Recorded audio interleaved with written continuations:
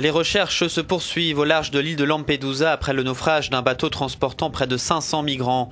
Au moins 130 sont morts et 200 sont encore portés disparus.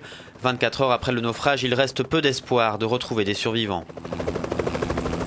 L'embarcation transportait en majorité des Somaliens et des Érythréens.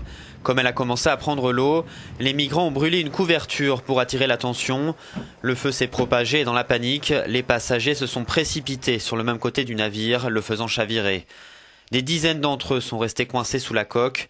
Le bilan est si lourd que des cercueils ont dû être expédiés du continent vers l'île de Lampedusa.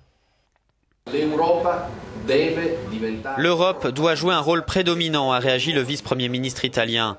Soit l'Europe joue ce rôle, soit on arrête de dire qu'il existe un dur travail de soutien et une entraide entre les pays membres. Nous voulons que cette frontière de Lampedusa soit considérée comme une frontière de l'Europe et non de l'Italie. L'embarcation avait quitté le port libyen de Misrata. Le skipper, un Tunisien de 35 ans expulsé d'Italie, a été arrêté. Ce vendredi a été décrété journée de deuil national par les autorités italiennes.